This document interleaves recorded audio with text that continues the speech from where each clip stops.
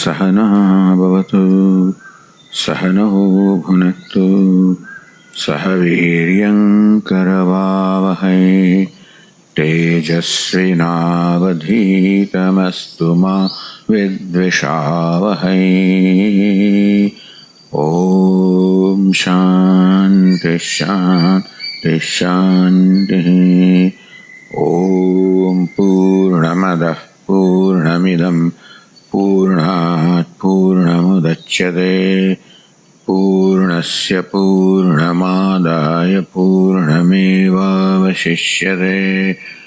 ओम शांति शांति शांति। श्रुतिस्मृतिपुराणानाम् आलयं करुणालयं नमामि भगवत्पादं शङ्करं लोकशङ्करं शङ्करं शङ्कराचार्यं केशवं बादरायणं सूत्रभाष्यकृतौ वन्दे भगवन्तौ पुनः पुनः। ईश्वरो गुरुरात्मेति मूर्तिभेदविभागिने व्योमवद्व्याप्तदेहाय दक्षिणामूर्तये नमः।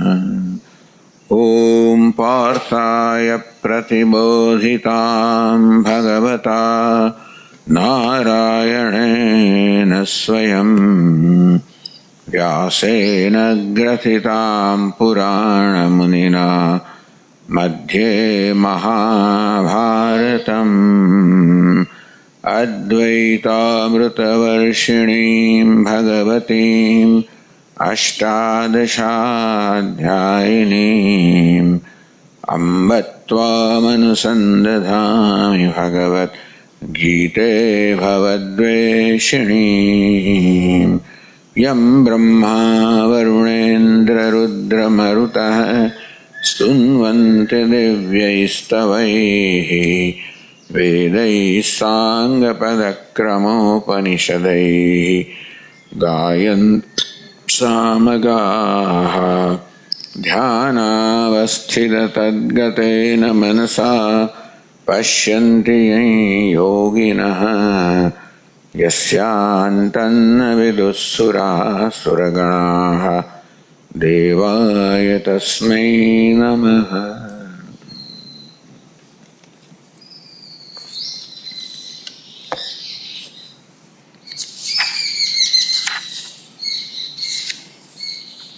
चौबीसवां श्लोक भी अव्यक्तं व्यक्तिमापन्नं मन्यन्ते मामबुद्धयः परं भावमजानन्तः ममाव्ययमनुत्तमम् नाहं प्रकाशः सर्वस्य योगमाया समावृतः मूढोऽयं नाभिजानाति लोको मामजमव्ययम् वेदाहं समतीतानि वर्तमानानि चार्जुन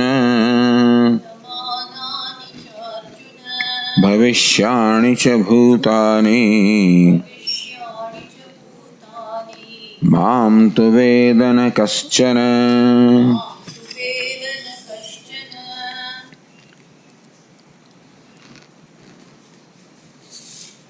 भगवान कहे कि हूँ वास्तव में अव्यक्त छू।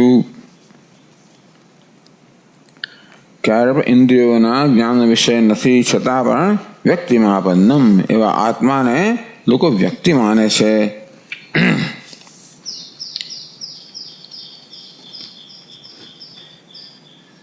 अबुद्धयः अर्थात अल्पबुद्धयः स्वल्पबुद्धयः मूढाः पंडिताः अपि ससद्विवेकशून्याः अल्प बुद्धि लोको, मूળ बुद्धि लोको, सत असदना विवेकથી શૂન્ય લોકો બધાને આત્મા માને મને વ્યક્તિ માને છે. મમ અવ્યયમ અનુત્તમમ પરમ ભાવમ અજાનંતઃ, હું વાસ્તવમાં અવ્યય છું, અનુત્તમ છું, મારા આવા પરમ અર્થાત પારમાર્થિક સ્વરૂપને ન જાણવાના કારણે. તો એવું કેમ છે? નાહમ પ્રકાશ સર્વસ્ય યોગ માયા સમાવૃત. કારણ કે યોગ માયાનો અર્થ કરવામાં આવ્યો કે તમોરૂપી જે આવરણ શક્તિ છે, જે વાસ્તવમાં આત્માના વાસ્તવિક સ્વરૂપને આચ્છાદિત કરે છે, એને યોગાચાસુ માયા આવો અર્થ કરવામાં આવ્યો. કર્મધારે સમાસ જેવો યોગા છે અર્થાત જ્યાં જન્મ મૃત્યુ રૂપી પ્રવાહમાં જોડનારી છે, અને માયા છે અર્થાત જે વિક્ષેપ શક્તિ છે. એવા યોગ માયાથી મારું સ્વરૂપ સારી આવૃત થવાના કારણે આ મૂળ લોક મામ અજમ અવ્યયમ, અજન્મા છું, અવ્યય છું, મને જાણતા નથી. તો ભગવાન આ પણ શું યોગ માયાથી આચ્છાદિત છે કે નહીં? વેદાહમ સમતીતાની વર્તમાનાની ચાર હું તો ભૂત વર્તમાન ભવિષ્ય સર્વને જાણનાર છું. આ બધામાં જે અહમ શબ્દ છે ને એની નોંધ લેવા જેવી છે. અહમ શબ્દ ઈશ્વરના અર્થમાં નથી, પરમ બ્રહ્મના પ્રત્યેગાત્માના અર્થમાં છે. નિર્વિશેષ આત્માના અર્થમાં અહમ શબ્દ છે. જ્યારે ભગવાને કહ્યું હું જ વાસ્તવમાં કર્મફળ પ્રદાન કરનાર છું, મયૈવ વિહિતાનિ તાન, ટૂંકમાં દેવતાઓ દ્વારા પણ ભક્તોને જે ફળ મળે છે એના આપના હું જ છું, એ કર્મફળ દાતા પણ આ રીતે ગણવામાં આવે. ટૂંકમાં જાણે કે આત્મા પોતાની સંધિ માત્રથી જ આવી રીતે કર્મફળ દાતા કહેવાય છે. જો ઈશ્વરના અર્થમાં પરક હોત તો ભગવાન કોને કહેવાય? માયા ઉપહિત ચૈતન્ય. તો પછી આ બધા વિશેષણો મુખ્ય અર્થમાં લાગુ પડે. એ ખરેખર કર્મફળ દાતા છે, એ સર્વજ્ઞ છે, ત્રણેય કામનો જ્ઞાતા છે, એ સર્જક છે, પાલક છે. આ જે બધું કહેવામાં આવ્યું એ બધું જો અહમનો અર્થ ઈશ્વર કરવામાં આવ્યો હોત, માયા ઉપાહિત ચૈતન્ય, તો મુખ્ય અર્થ લાગુ પડે. અહીં તો અહમનો અર્થ પ્રત્યેક આત્મા નિર્વિશેષ બ્રહ્મ જ કરવામાં, એટલે ગૌણ અર્થમાં બધું લાગુ પડે છે. કેવી રીતે પ્રત્યેક આત્માને આ બધા વિશેષણો લાગુ પડે એમણે દરેક શ્લોકમાં પોતાને સમજાવ્યું. અને તે રીતે હું ભૂત વર્તમાન ભવિષ્ય બધાને જાણું છું. કેવી રીતે? જાગ્રત અવસ્થાસુ તેષામ સત્તામ સ્મૃતિમ પ્રવર્તન શક્તિમ જે પ્રયચ્છન્ન. હું તો ભૂતાનીને જાણું છું. ભૂતાની કોને? મનોબુદ્ધિઆદિની. આ મન બુદ્ધિ વગેરે જે આજે ઉપાધિ છે, એની પ્રવૃત્તિઓ છે, એ ભૂત વર્તમાન ભવિષ્યને હું જાણું છું. કેવી રીતે? એમને સત્તા સુધી પ્રદાન કરવા દ્વારા, એમની પ્રવૃત્તિની પ્રેરણા કરવા દ્વારા. એટલે આ બધા શ્લોકોનો પ્રત્યેગાત્મા પરક અર્થ કરવામાં આવ્યો છે. પારમાર્થિક આત્મા પરક અર્થ કરવામાં આવ્યો છે, ઈશ્વર પરક નહીં.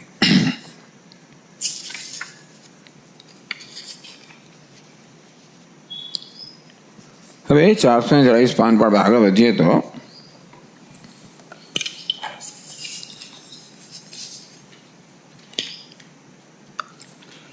કામૈ તૈ હૃતજ્ઞાનઃ ઇતિ કામસ્ય જ્ઞાન પ્રતિબંધકત્વમ યદ્યપિ ઉક્તમ. તો આગળના શ્લોકમાં કહ્યું કામૈ તૈ હૃતજ્ઞાનઃ પ્રપદ્યન્તે અન્ય દેવતાઃ. આ ભિન્ન ભિન્ન પ્રકારની આ લોક અને પરલોકની વિષય ભોગની કામનાઓને કારણે જેમનું વિવેક જ્ઞાન છે અભિભૂત થઈ ગયું છે, એ લોકો ભગવાન કે મારી અર્થાત પ્રત્યેક આત્માની પરમ બ્રહ્મની આરાધના કરતા નથી, પણ બીજા દેવતાઓની આરાધના કરે છે. यदि कामस्य ज्ञान प्रतिबंधकत्वम यद्यपि उक्तम. આ રીતે કહ્યું ભગવાને કે કામ છે જ્ઞાનનો પ્રતિબંધક છે. તથાપિ ઇદાનીમ કામાદિનામ. તો હવે પ્રશ્ન થયો કે આ કામ જે છે પ્રતિબંધક, ભિન્ન ભિન્ન પ્રકારની કામનાઓથી પ્રેરાઈને આ બધા લોકો, અવિવેકી લોકો પોતાની કામના પૂરી કરવા ભિન્ન ભિન્ન દેવતાની આરાધના કરે છે. આ કામના કઈ વસ્તુ છે, ક્યારની છે? પ્રવૃત્તિ દશાયામ વા ઉદ પૂર્વમેવ ઇતિ. આ કામના જે છે એ વર્તમાનની વસ્તુ છે. જ્યારે કામ આપણા પ્રવૃત્ત થાય છે ઈચ્છા દ્વારા અને આપણા પાસે કર્મ કરાવે છે, ત્યારે જે કામના છે કે પૂર્વમેવ, કે પૂર્વની વસ્તુ છે. ઇતિ આકાંક્ષાયામ પુરુષ પ્રાચીન પાપ કર્મવશાત કામ રાગાદિક મોહ વિશિષ્ટ સન. તો કે નહીં, વર્તમાન જે કામનાઓ છે મનુષ્યની અંદર એ પૂર્વના પાપના કર્મને કારણે છે. ટૂંકમાં આ પ્રકારે પૂર્વના પાપ કર્મને કારણે આ કામનાઓની સંભાવના કે વાસના લઈને જ મનુષ્ય જન્મેલો હોય છે. અત્યારે વર્તમાન ઉત્પન્ન થતી નથી, એનું મૂળ તો પૂર્વમાં છે. એ વાત ભગવાન 27માં શ્લોકમાં કહે છે. ઈચ્છા દ્વેષ સમુત્થેન દ્વંદ્વ મોહેન ભારત સર્વભૂતાનિ सम्मोहम्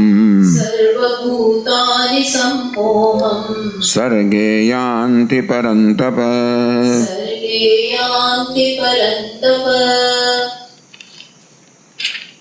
हे भारत, इच्छा द्वेष समुत्थेन द्वंद्व मोहेन.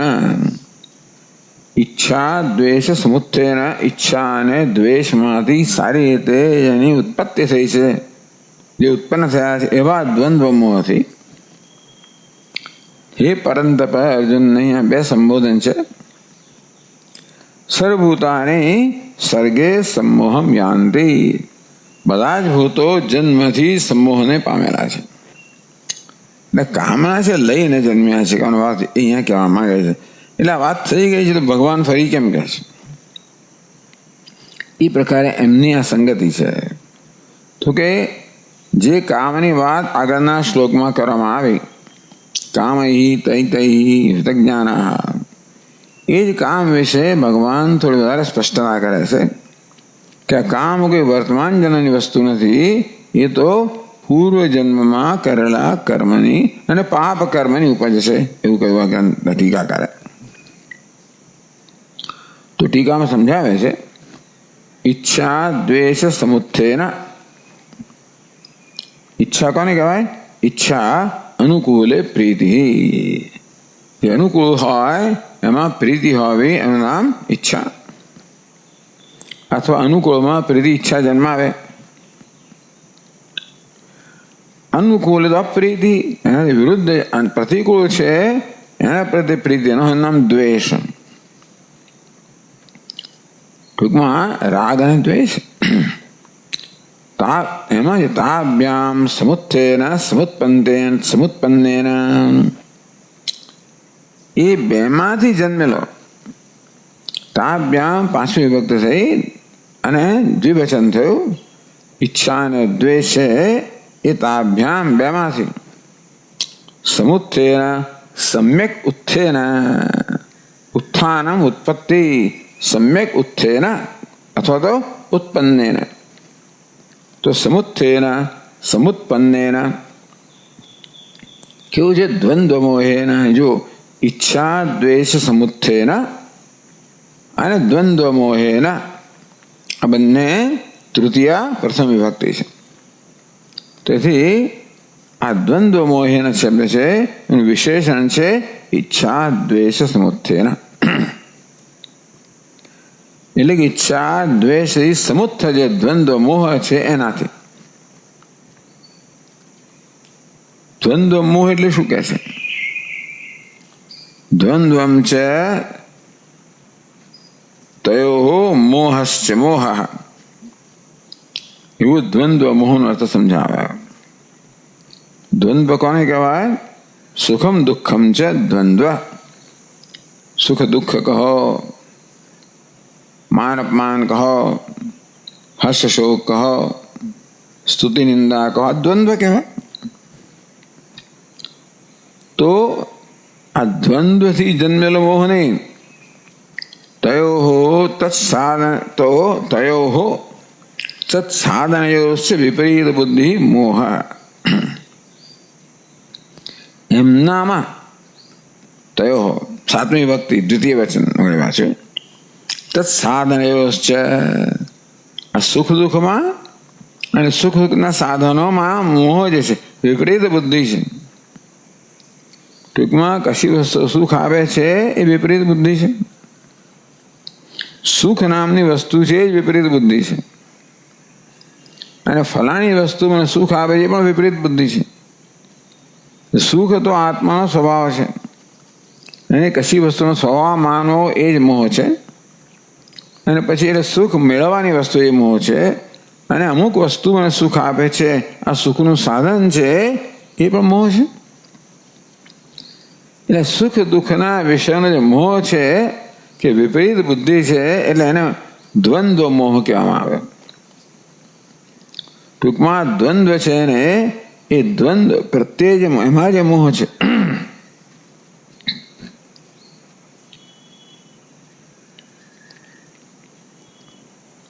મોહ નામ મોહ કોને કે મોહ નામ વિચિત્તતા વિવેક અભાવ. મોહ વૈચિત્ય એ મોહ વૈચિત્ય મોહ ધાતુ છે એનો અર્થ વૈચિત્ય એટલે વિવેક અભાવ. મોહ ધાતુ અર્થ વિવેકના અભાવ, વિવેકના અભાવમાં. તો વિચિત્તતા એટલે ચિત્તતા વિચિત્તતા વિપરીત ચિત્તતા એટલે વિવેક અભાવ. વિવેકના અભાવ અને અવિવેકને મોહ કહેવામાં આવે. તો આ દ્વંદ્વ મોહ એટલે દ્વંદ્વયો મોહ. આ દ્વંદ્વ પ્રત્યે જે વિપરીત બુદ્ધિ છે એમના પ્રત્યે વિવેક અભાવ છે એને દ્વંદ્વ સુખ પ્રત્યે અને સુખના સાધન પ્રત્યે જે મોહ છે, વિવેક અભાવ છે, વિપરીત બુદ્ધિ છે, એને દ્વંદ્વ મોહ કહેવામાં આવે. ઈચ્છા અને દ્વેષમાંથી આ પ્રકારે જન્મેલા દ્વંદ્વ મોહથી ઈચ્છા અને દ્વેષ મારામાં છે ને અનુકૂળ પ્રત્યે પ્રીતિની ઈચ્છા કઈ, પ્રતિકૂળ પ્રત્યે અનિચ્છા અને દ્વેષ કયો. તો આ વસ્તુ છે આ ઈચ્છા અને દ્વેષ મારામાં વિવેક જન્મ. ઈચ્છાને કારણે કશીક વસ્તુને સુખનું સાધન માનો, દ્વેષને કારણે કશાક દુઃખનું સાધન માનો, એના પ્રત્યે પણ આવી રીતે અવિવેક થયો ને. આમ દુનિયાના બધા વિષયો પ્રત્યે આપણો સંબંધ કેવો છે? અવિવેકનો સંબંધ છે. અર્થાત જે નથી આપણે જોઈએ છે, જે સુખ દુઃખ નથી જોઈએ છે, જે પરમાત્મા છે જોતા નથી. મોહ આપણને છે એની જાણથી વંચિત રાખે. જેમ કે રજ્જુ સર્પના કિસ્સામાં રજ્જુ છે એથી વંચિત રાખે, સર્પ જે નથી એ દેખાડે. તેમ જ્યાં સુખ નથી એ દેખાડે અને એને સુખનું સાધન બનાવડાવે. આ રીતે ઈચ્છા અને દ્વેષ જે લઈને જન્મ્યા છે એના કારણે આપણા જગત સાથેનો સંબંધ કેવો છે? મોહપૂર્વકનો સંબંધ છે. બધી વસ્તુ વિશે આપણને મોહ અવિવેક છે. તો આ પ્રકારનો મોહ કહો, અવિવેક કહો, સર્વભૂતાની સર્વ પ્રાણીઓનો બી બધા જ પ્રાણીઓ, મુખ્યત્વે મનુષ્ય બધા પ્રાણીઓ સર્ગે સંમોહમ યાંતિ. સર્ગે ઉત્પત્તિ કાલે જન્મથી જ, અથવા સર્ગનો અર્થ તો સૃષ્ટિનો પ્રારંભ પણ કહેવાય. અવિદ્યા કેવી છે? અનાદિ છે. સૃષ્ટિ અવિદ્યામાંથી ઉત્પન્ન થઈ. સૃષ્ટિ નહોતી ત્યારે અવિદ્યા હતી અને તેથી આ દ્વંદ્વોની સંભાવના વાસના તો આ સૃષ્ટિથી જ છે, એટલે જન્મો જન્મથી છે. સંમોહમ મૂળ ભાવમ યાંતિ. કે જન્મથી આ પ્રકારે પ્રાણીઓ આવા પ્રકારના સમોહને મૂળ ભાવને પ્રાપ્ત થયેલા છે. કેવું છે? પ્રાચીન કર્મ દોષેણ.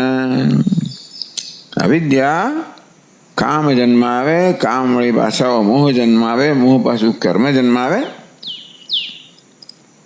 એટલે જ્યાં નથી સુખને પ્રાપ્ત કરવાનું કર્મ કરો, નથી દુઃખને દૂર કરવાનો પ્રયત્ન કરો, આ મોહમાં જ બધું જીવન જાય છે ને.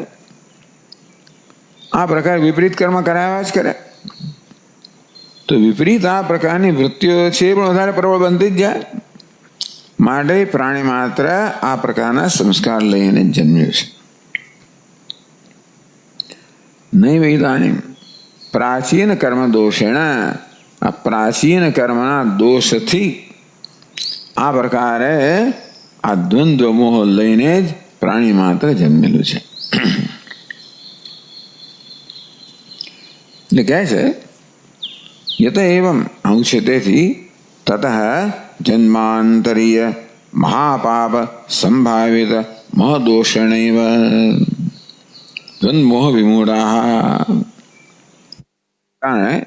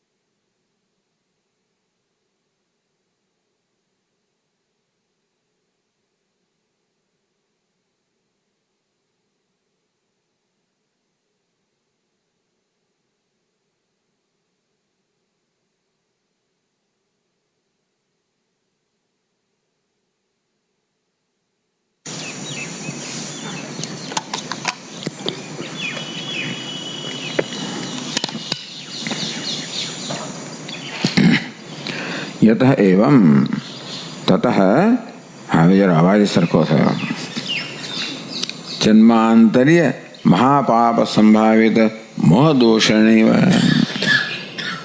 આવું હોવાને કારણે જન્માંતર્ય પૂર્વનો જન્મ, મહાપાપ પૂર્વના જન્મોમાં જે બધા મહાપાપ કરવામાં આવેલા છે.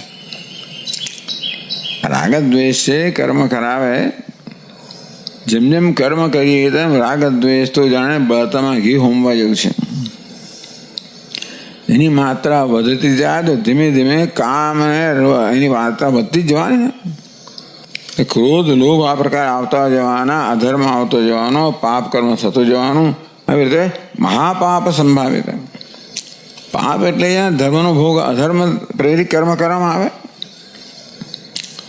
તો મહાપાપ સંભાવિત મહદોષણૈવ.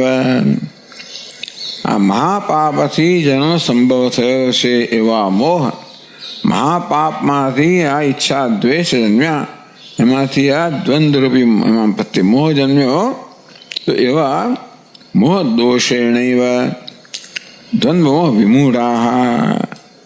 તો દ્વંદ્વના મોહથી વિમૂઢ થયેલા મોક્ષ સાધને વેદાંતે તદ વિચારે તજન્ય જ્ઞાન નિષ્ઠાયામ ચ અશ્રદ્ધા ન પ્રવર્તન્તે. મોહ શું કરે છે? મનુષ્ય બત્રીને બહિર્મુખે રાખે છે ને. પરાંચ ખાની વ્યતુન સ્વયંભૂ તસ્માત પરાંગ પશ્યતિ નાંતરાત્મન.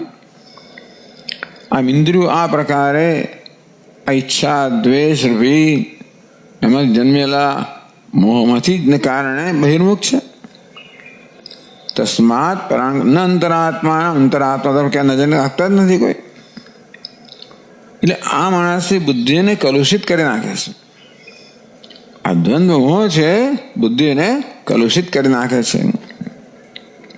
એને કારણે મોક્ષ તો ન પ્રવર્તન્તે, એ લોકોની આ વેશમાં પ્રવૃત્તિ જ થતી, એમને રસ જ નથી પડતો, પ્રેરણા જ જન્મતી નથી. અશ્રદ્ધયા, આ બધી વસ્તુઓ પ્રત્યે શ્રદ્ધા જન્મતી જ નથી. કોના પ્રત્યે? મોક્ષ સાધને. મોક્ષ નામની વસ્તુ છે, એનું સાધન જ્ઞાન છે. એ જ્ઞાન માટે વેદાંત, વિચાર, તદ વિચાર આ સાધન છે. તજન્ય, અને એ દ્વારા જ્ઞાન નિષ્ઠા જન્મે. એ રીતે આપણે મુક્ત થઈએ. આ વસ્તુ તમે કોને તો એ શ્રદ્ધા જન્મે જ નહીં. એટલે આ બધા દ્વંદ્વોને કારણે મન એવું કલુષિત થઈ ગયું છે ને. રજોગુણ ને તમોગુણના પ્રભાવને કારણે આ વસ્તુ એનામાં કશો રસ જન્માવે જ નહીં. તો પકડી લઈ આવો ખરા ને પ્રવચનમાં, તો એ શું બિચારો શું કરે? ઘણીમાં લોકો લઈ આવતા હોય છે, પણ રસ જન્મે જ નહીં, કારણ કે મન એને માટે તૈયાર, કંઈક સાત્વિકતા જોઈએ. તો આવી રીતે પૂર જન્માંતરીય પાપ કર્મના પ્રભાવને કારણે લોકોને આમાં કોઈ પ્રકારની પ્રવૃત્તિ થતી જ નથી. ન પ્રવર્તન થાય પ્રવૃત્તાના, કદાચ પ્રવૃત્તિ કોઈ થાય તો જ્ઞાન ન ઉત્પદ્યતે, કદાચ પ્રવૃત્તિ થાય તો એ જ્ઞાન જન્મતું નથી. વાત કરવામાં આવે ને સવારે કે વેદાંત પ્રમાણ તો નિર્દોષ છે, પણ આ બુદ્ધિ જે છે ને એના દોષને કારણે, આ દોષ જે બુદ્ધિના દોષને કારણે પ્રમાણને પોતાનું કામ કરવા દેતી નથી. તજ્ઞાન ન ઉત્પદ્યતે, તેથી એ જ્ઞાન જન્મતું નથી. જ્ઞાન નોત્પદ્યતે પુંસામ પાપોપહત ચેતસા. સ્મરણાર્થ ક્યાંથી ને ક્યાંથી બધા હવે બધા લઈ આવે છે ઉદ્ધરણ. જ્ઞાનમ નોત્પદ્યતે પુંસામ પાપ ઉપહત ચેતસા. તો પાપથી ઉપહત થઈ ગયેલું, અભિભૂત થઈ ગયેલું ચિત્ત છે, એવું ચિત્ત ધરાવનારા મનુષ્યમાં જ્ઞાન જન્મતું નથી. એટલે પાપ શબ્દ પેલી છે, એટલે એમણે પાપ સાથે અહીંયા બધું સંગતિ પાપ સાથે લગાવડાવી. આ શ્લોકમાં શું કહ્યું? જ્ઞાનમ ન ઉત્પદ્યતે પુંસામ પાપ ઉપહત ચેતસા. પાપથી ઉપહત થયેલું, પ્રભાવિત થયેલું, અભિભૂત થયેલું જે ચિત્ત છે, ચિત્ત ધરાવનારા મનુષ્યમાં જ્ઞાન જન્મતું નથી. એ પાપ શબ્દને આની સાથે જોડ્યો કે આ બધું પૂર્ણ પાપમાંથી જન્મ્યું છે. ઈચ્છા, દ્વેષ જન્મેલા, દ્વંદ્વ, મોહ, બધું શેનું પરિણામ છે? પૂર્વ પાપનું પરિણામ છે. એ સ્મરણાર્થ. તો આમાં તો ભાઈ રસ નથી, તો શેમાં પડે છે? કિંતુ બંધ સાધને કામ્ય કર્મણી. તો આ પ્રકારે આ દોષને કારણે રસ શેમાં પડે છે? બંધ સાધને, જે બંધનું સાધન છે, બંધન વધારનારું છે, ટૂંકમાં રાગ દ્વેષ વધારનારું છે, પરતંત્રતા વધારનારું છે, પરવશતા વધારનારું છે. કામ્ય કર્મણી. કામ્ય કર્મ શું છે? કામ્ય કર્મ કરીએ એટલે આપણી કામના પૂરી થાય, પણ એ કામના વધુ તીવ્ર બને. કામ્ય કર્મણી દેવતા ઉપાસ્યાદો. હવે એ તો આપણા સંસારી લોકોની વાત નથી કરતા, પેલા બધાને પણ એમાં અંદર આવરી દીધા. ટૂંકમાં જે લોકો સગુણ બ્રહ્મની ઉપાસના કરનાર તે બધા અંદર આવી ગયા, ઝપટમાં આવી ગયા. કામ્ય કર્મણી દેવતા ઉપાસ્યાદો. દેવતા વગેરે ઉપાસનામાં એમને રસ પડે છે. શ્રદ્ધા ભક્ત્યા છે, શ્રદ્ધા ભક્તિપૂર્વક મોક્ષ સાધન બુદ્ધિ, આથી અમને મોક્ષ મળશે એ પ્રકારના અને મોક્ષનું સાધન માનીને એ લોકો નિયમે એને કહ્યું ને આગળ ભગવાને કામૈત હૃતજ્ઞાના પ્રપદ્યંતે અન્ય દેવતા તંતન નિયમાસ્થાય પ્રકૃત્યા નિયતા સ્વયા. એ પાછું અહીંયા આગળ એ જ આ કામ તો એ શ્લોક સાથે અહીંયા સંગતિ બેસાડે. તેથી આ પ્રકારે કામના કારણે દ્વંદ્વમોહ સાથે જન્મેલાઓને આ મોક્ષ સાધન વેદાંત જ્ઞાન છે, વેદાંત વિચાર છે, એમાં શ્રદ્ધા જન્મતી નથી. પરંતુ કામનાઓને કારણે એ કામના પૂરી કરનાર દેવતાઓમાં શ્રદ્ધા જન્મે છે. દેવતાની ઉપાસના પૂજા વગેરે એ શ્રદ્ધા ભક્તિપૂર્વક કરે છે કે બસ આથી મોક્ષ મળી જશે. તમ તમ નિયમાસ્થાય નિયમેન પ્રવર્તન્તે, નિયમપૂર્વક પ્રવૃત્ત થાય છે. ચાલો તોય વાંધો નહીં. તત્રાપી યચ્ચિત્ત શોધકમ ન તત્ર પ્રવર્તન્તે. એમાં ચિત્તની શુદ્ધિ કરનારું કર્મ છે, એમાં પ્રવૃત્ત થતા નથી. ત્યારે યદ માલિન્ય કારણમ જન્માય દુઃખ બીજમ તત્રૈવ. જે મનને વધારે મલિન કરનારું છે, વધુ ઈચ્છા દ્વેષ જન્માવનારું છે, વધુ રજોગુણ તમોગુણ જન્માવનારું છે, તેથી જન્માય દુઃખ બીજમ. આવા કામ્ય કર્મ કરાવે, પુણ્ય પાપ કરાવે અને નવો જન્મ આપે. જન્માદિ દુઃખ બીજમ. આમ દુઃખનો પ્રારંભ જન્મથી થાય ને. જન્મ મૃત્યુ જરા વ્યાધિ આ દુઃખ છે જન્માદિ. તો જન્મથી મળીને જે દુઃખની પરંપરા છે એનું સાધન જે બીજ છે એવું જ કર્મ કરાવે જે આ જન્મ મૃત્યુની પરંપરાને સાચે એમાં એમને રસ પડે છે. એ ચાલો ભાઈ દેવતાની ઉપાસના કરે પણ નિષ્કામ ઉપાસના કરો ને તો છેવટે મુક્તિ પ્રાપ્ત થાય. પણ એ લોકો નહીં, એ લોકો સકામ ઉપાસના કરશે અને એ રીતે ગતાગતમ કામ કામા લભંતે. સ્વર્ગમાં જાય પાછા આવે, સ્વર્ગમાં જાય પાછા આવે વગેરે. એવમ સ્થૂલમેવ બાહ્યમ વિવિચ્ય ન વિજાનંતી. આ પ્રકારે બહારની સ્થૂળ વસ્તુઓ છે એનો વિવેક કરીને લોકો જાણતા નથી. સુખ ક્યાં છે, સુખનું સાધન શું છે, આ પ્રકારનો વિવેક પણ એ લોકોમાં નથી. કિમુત આંતરમ અતિ સૂક્ષ્મ આત્મતત્વમ. આ બહારના વિષયો પ્રત્યે પણ વિવેક નથી. સુખ નથી ત્યાં સુખના દર્શન કરવા, સુખનું સાધન નથી સુખનું સાધન માનવું. આ આવી સ્થૂળ વિષયોમાં જ્યારે વિવેક એટલે કે એમને યથાર્થ જ્ઞાન નથી, ઉલટું જ્ઞાન ધરાવે છે. જે સુખનું સાધન નથી એને સુખનું સાધન માને છે. તો પછી એવું જ્યારે વિવેક નથી સ્થૂળ વિષયોમાં તો પછી કિમુત કહ્યું કે ન્યાય કરો. આત્મતત્વમ અતિ સૂક્ષ્મ અંતરમ.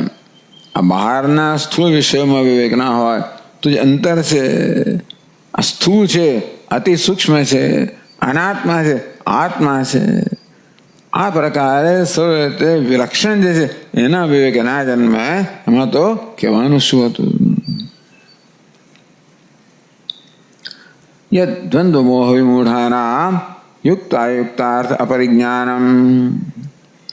ટૂંકમાં આ પ્રકારે દ્વંદ્વ મોહને કારણે જે લોકોની બુદ્ધિ વિમૂઢ થઈ ગઈ છે, વિવિધ રીતે મૂઢ થઈ ગઈ છે. મોહનો અર્થ અવિવેક. જે નથી એ જોવું અને જે છે એ ન જોવું. યુક્તાયુક્તાર્થ અપરિજ્ઞાનમ. શું યોગ્ય છે શું અયોગ્ય છે એનું પરિજ્ઞાનમ. અપરિજ્ઞાન ટૂંકમાં શું યુક્ત છે શું અયુક્ત છે એનું જ્ઞાન ન હોવું. તદિદમ પ્રાગભવીય પાપ કાર્યમેતિ અવગચ્છેદ ઇત્યર્થ. એ બધું પૂર્વના જે બધા પાપ કર્મ કર્યા છે એનું પરિણામ છે. તો વર્તમાનની અંદર લોકો આ પ્રકારે શ્રદ્ધા દેખાડતા નથી. જે ખરેખર પોતાના માટે ભવિષ્યમાં દુઃખ જન્માવનારું છે એવું કર્યા કરે છે. આમ પોતાના માટે જ દુઃખની પરંપરા સર્જ આવું કેમ છે? તો પ્રાગ ભવ્ય પાપ કાર્યમ ઇતિ. પૂર્વમાં કરેલા પાપ કર્મનું પરિણામ છે. ઇતિ અવગચ્છેદ. એ આપણે જાણવું જોઈએ. એવું ભગવાન આ શ્લોક દ્વારા કહેવા માંગે છે.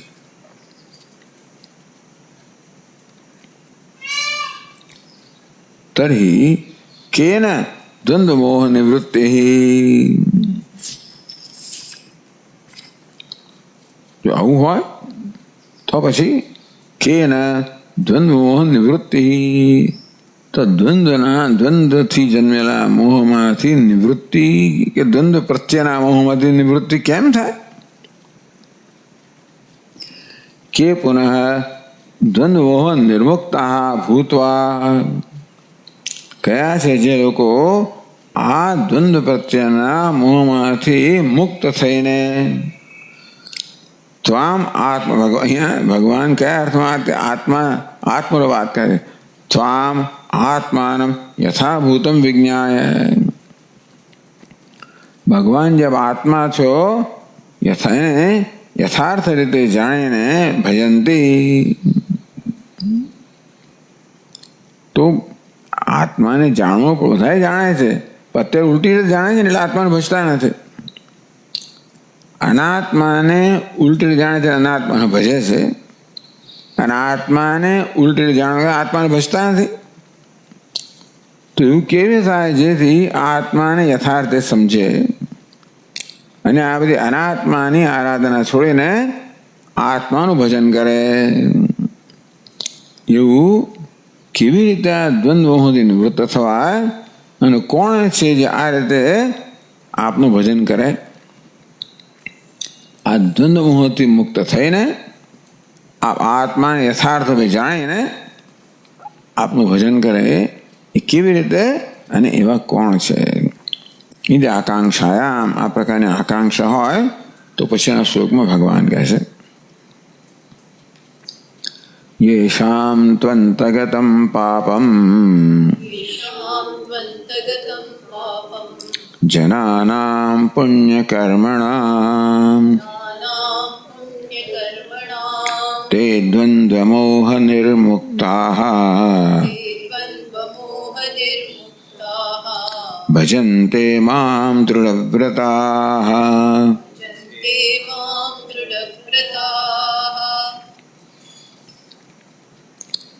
યેષામ પુણ્યકર્મણામ જનાનામ તુ પાપમ અંતગતમ, એટલે પાપ આવે એટલે પણ આગળને પાપ સાથે જોડવામાં આવે. યેષામ પુણ્યકર્મણામ જનાનામ, પાપ કર્મ તો પુણ્ય કર્મ કરો તમે, તો પુણ્ય કર્મ કરવો તેનો સ્વભાવ છે એવા જે જનો છે, એવા મનુષ્ય છે, વિવેકી મનુષ્ય છે.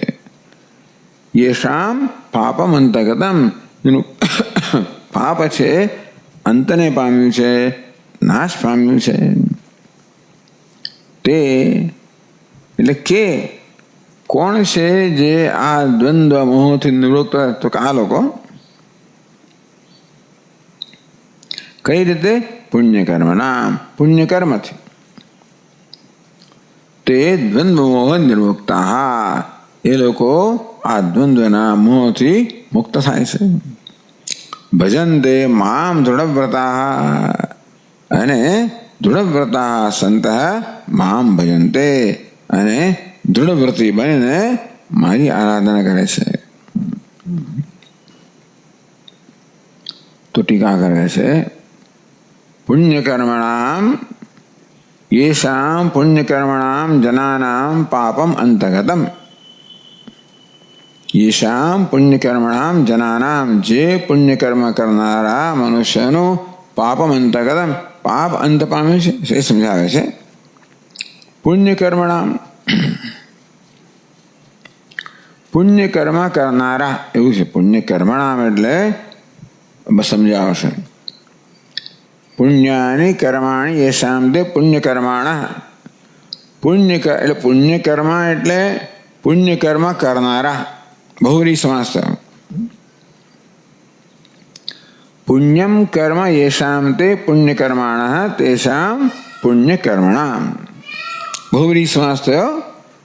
પુણ્યમ કર્મમ યેષામ તે પુણ્યકર્માણ, જે લોકો પુણ્યકર્મ કરે છે એને પુણ્યકર્મ કહેવામાં આવે, અને એમનું એટલે પુણ્યકર્મણામ. તો આ પ્રકારે પુણ્ય કરવું એટલે શું છે? અત્યંત શ્રદ્ધયા ભક્ત્યા ચ ઈશ્વર પ્રીત્યૈ નિયમેન બહુ જન્મભિઃ કૃતમ. પુણ્યકર્મ કોને કહે એ પહેલા સમજાવે છે કે સર્વ કામ વિનિર્મુક્તમ ઉક્ત લક્ષણ સંપન્નમ યજ્ઞ દાન તપોરૂપમ. ભગવાન કહે છે યજ્ઞ દાન તપઃ કર્મ ન ત્યાજ્યમ કાર્યમેવ તત. 18 અધ્યાયમાં કહે કે હે અર્જુન, આ યજ્ઞ દાન તપસ્યા રૂપી કર્મ તો મનુષ્ય ક્યારેય છોડવું ન જોઈએ. એ નિત્ય કર્મ છે. યજ્ઞ દાન તપોરૂપમ, આમ યજ્ઞ દાન તપરૂપી જે કર્મ છે એ કેવું છે? સર્વ કામ વિનિર્મુક્તમ. એ કર્મ જ્યારે બધી કામનાથી મુક્ત થાય. એતાન્ય વિધ કર્માણી સંગમ ત્યક્ત્વા ફલાની ચ કર્તવ્યાની. ભગવાન કહે છે કે આ યજ્ઞ દાન તપસ્યા કર્મ પણ પુણ્ય કર્મ કહેવાય, પછી નિષ્કામ ભાવે કરવા જોઈએ. સંગમ ત્યક્ત્વા ફલા, સંગનો ફળનો ત્યાગ કરીને, આસ્તિકનો ત્યાગ કરીને આ કરવા જોઈએ. એટલે નિષ્કામ ભાવે કરવા જોઈએ. તો સર્વ કામ વિનિર્મુક્તમ ઉક્ત લક્ષણ સંપન્નમ. કયું લક્ષણ? અત્યંત શ્રદ્ધયા ભક્ત્યા ચ ઈશ્વર પ્રીત્ય નિયમેન. આટલા લક્ષણો: શ્રદ્ધા, ભક્તિપૂર્વક અને ઈશ્વરની પ્રીતિ માટે. ભગવાન આ કર્મથી ઈશ્વર પ્રસન્ન થાવ.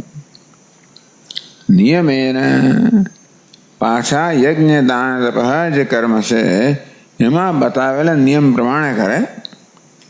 એ કર્મો શ્રદ્ધાપૂર્વક કરે, ઈશ્વરને પ્રસન્ન કરવા ભક્તિપૂર્વક કરે, અને કોઈ પ્રકારની વ્યક્તિગત કામનાથી મુક્ત થઈને કરે.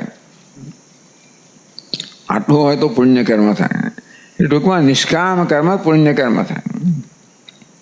એમના કહેવા પ્રમાણે ગમે તે નિષ્કામ કર્મ નહીં, વૈદિક કર્મ, યજ્ઞ દાન તપસ્યા રૂપી જે પુણ્યમ કર્મ વૈદિકમ, વેદમાં શાસ્ત્રમાં જે કર્મનું વિધાન કરવામાં આવ્યું છે એવા યજ્ઞ દાન તપસ્યા રૂપી જે કર્મ છે એ પણ સર્વ કામ વિનિર્મુક્તમ, બધી કામનાઓથી મુક્ત હોય, સાથે સાથે શ્રદ્ધા ભક્તિ ઈશ્વરને પ્રસન્ન કરવા માટે અને નિયમ પ્રમાણે થતું હોય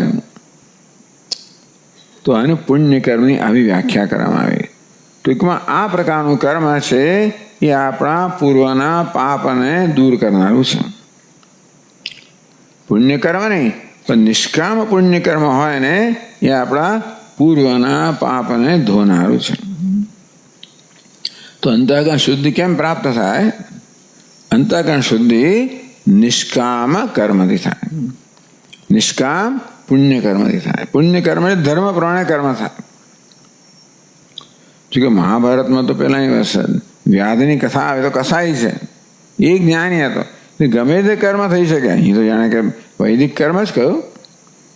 ભગવદ્ ગીતામાં આમ તો ભગવાન ગમે તે કર્મને પણ તમે જો ધર્મ પ્રમાણે હોવું જોઈએ, તમારી ફરજ હોવી જોઈએ, જે હોય તે વૈદિક હોય કે વ્યાવહારિક હોય, પણ એ નિષ્કામ ભાવથી ઈશ્વર પ્રત્યે થતું હોય તો એ જે પુણ્ય કર્મ છે એ પૂર્વના પાપ કર્મ છે એને નિવૃત્ત કરનારું છે, દૂર કરનારું છે, બાળનારું છે. આ વારંવાર પ્રશ્ન થાય છે કે સ્વામીજી, પૂર્વના કર્મ હોય તો બધું ફળ ભોગવવું જ પડે કે પાપ કર્મ પછી દૂર થઈ શકે? તો કે આ પ્રકારના નિષ્કામ પુણ્ય કર્મથી પૂર્વના પાપ કર્મ દૂર થાય, ગમે તે કર્મથી નહીં. એટલે ભગવાન જ્યારે કર્મયોગનો ઉપદેશ કરે છે ત્યારે આ પ્રકારના કર્મને કરવાનું કહે છે. યજ્ઞ દાન તપશ્ચર્યા એટલે કે આપણું વિહિત કર્મ, જેને માટે આપણને વિધાન કરવામાં આવ્યું છે, જે આપણી ફરજ છે, તે પણ શ્રદ્ધા ભક્તિપૂર્વક ઈશ્વરને પ્રસન્ન કરવા માટે, કોઈ પ્રકારની વ્યક્તિગત કામના વગર. બહુ મોટી વસ્તુ છે આ કામના. વસ્તુ એવી છે ને અંદર ઘૂસી જ જતી હોય છે, છતાંય ધ્યાન રાખીએ આપણે તો જેટલી કામનાની અસર ઓછી હોય એટલું એ પુણ્ય કર્મ નિષ્કામ બને, એટલું આપણા પૂર્વના પાપને નષ્ટ કરનારું નીવડે.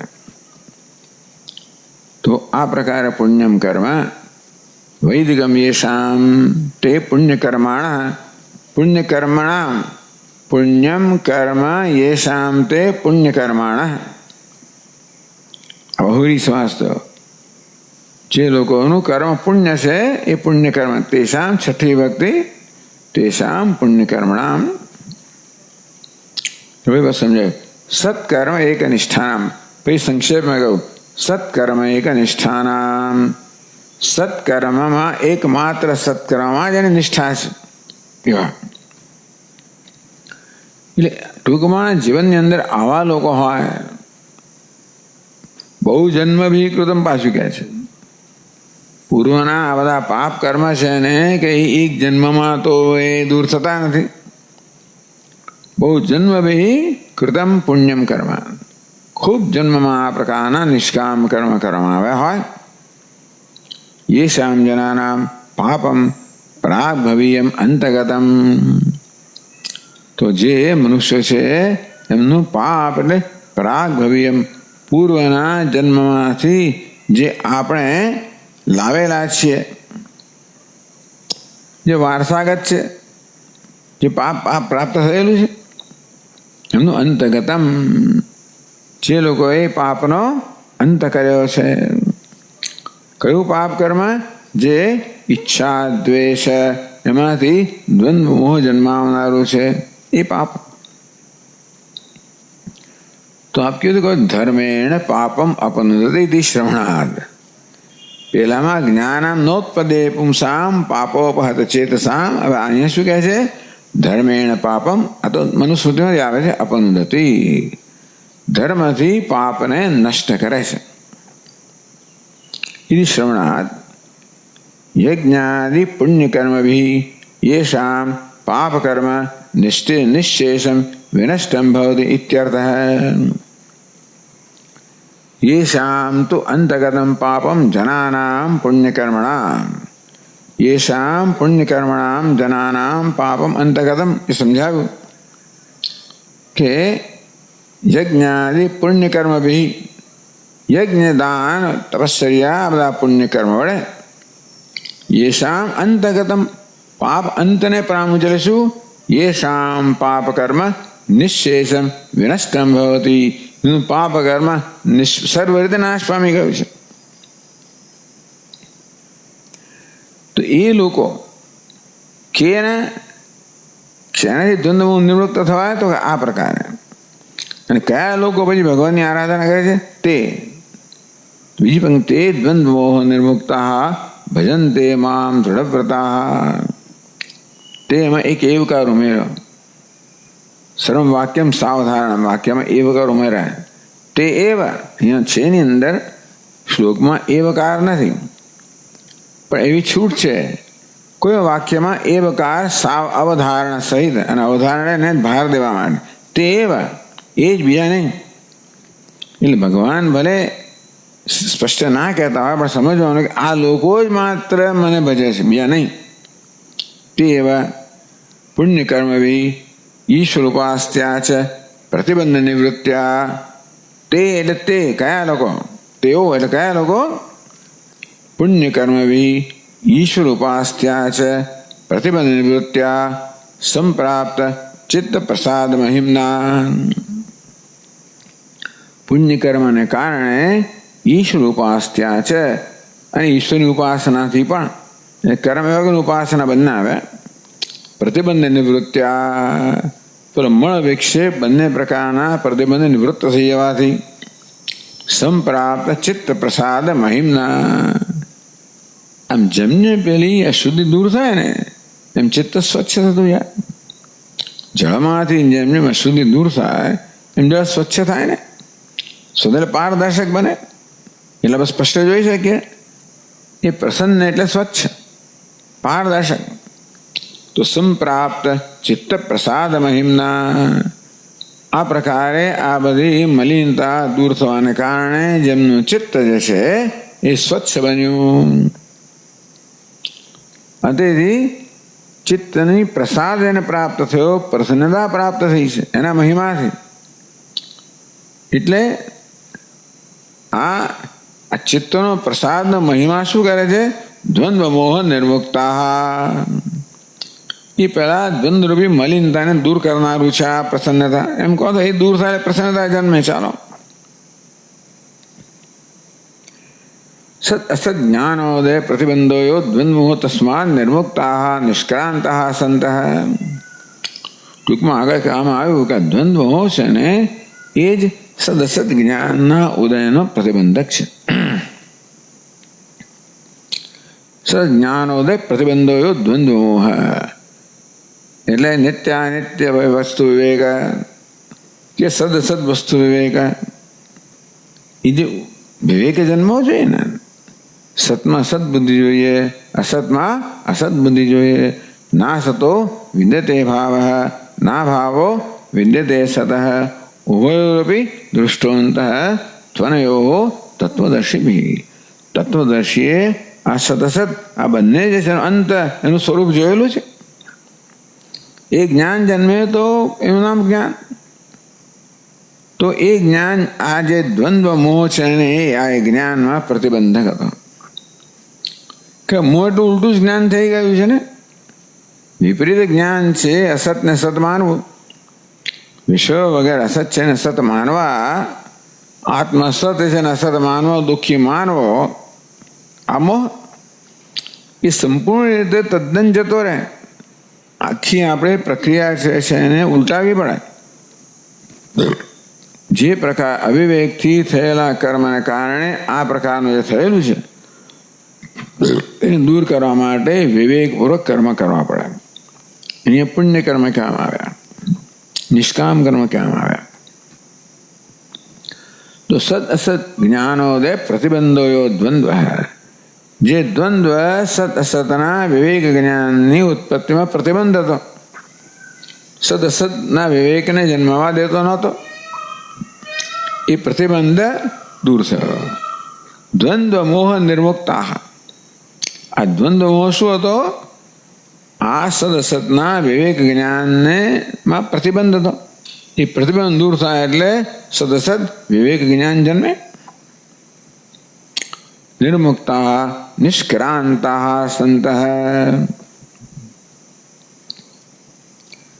નિષ્ક્રાંતા પેલા બધા જતા રહે. આ દ્વંદ્વ મોહ છે ને એ જતો રહે.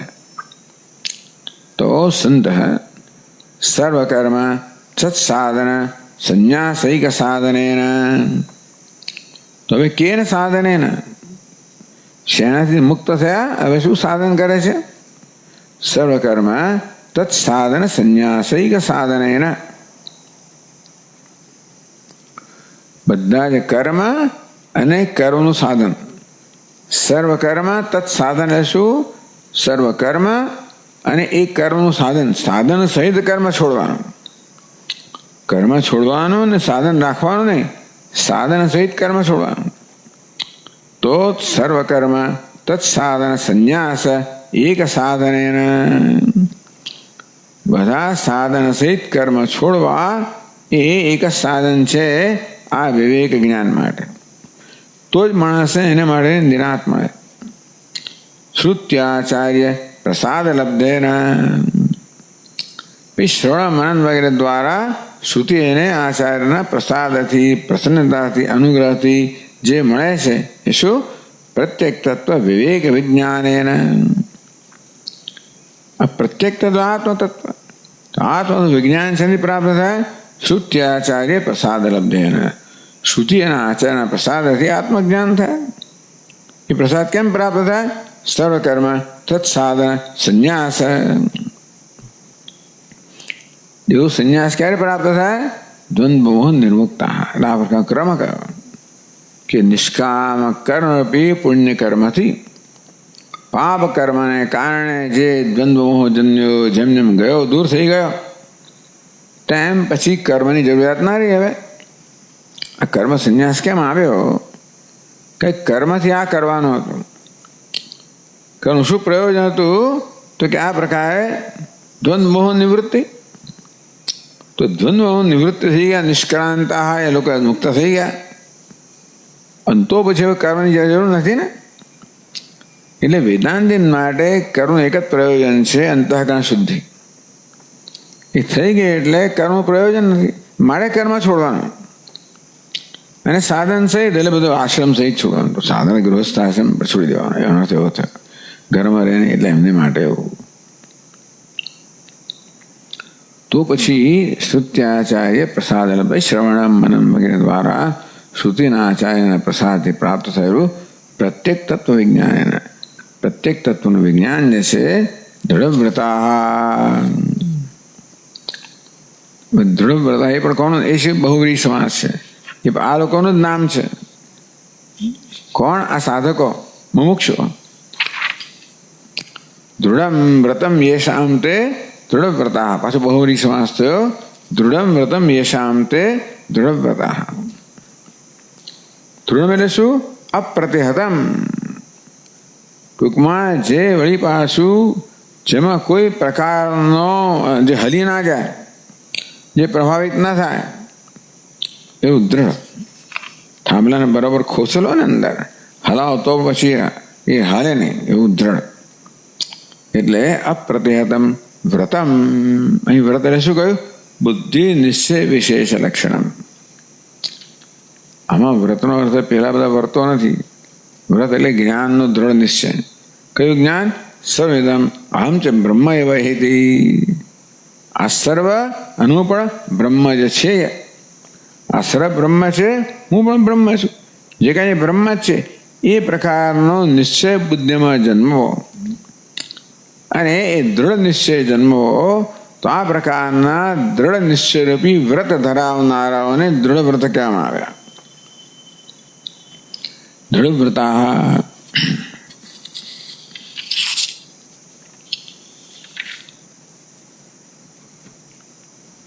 શ્રુતિ સ્મૃતિ યુક્તિ કોટિભિ નિર્ણિતાર્થે સનિશ્ચય ભૂત્વા.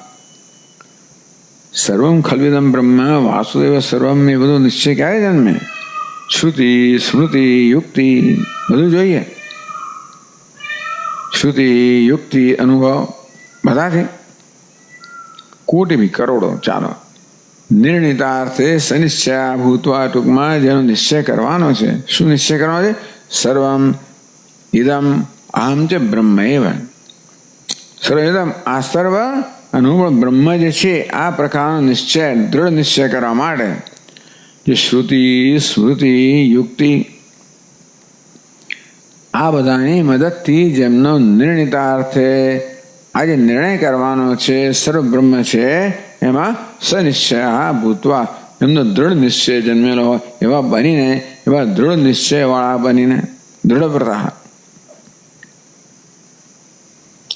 મામ ભજનતે.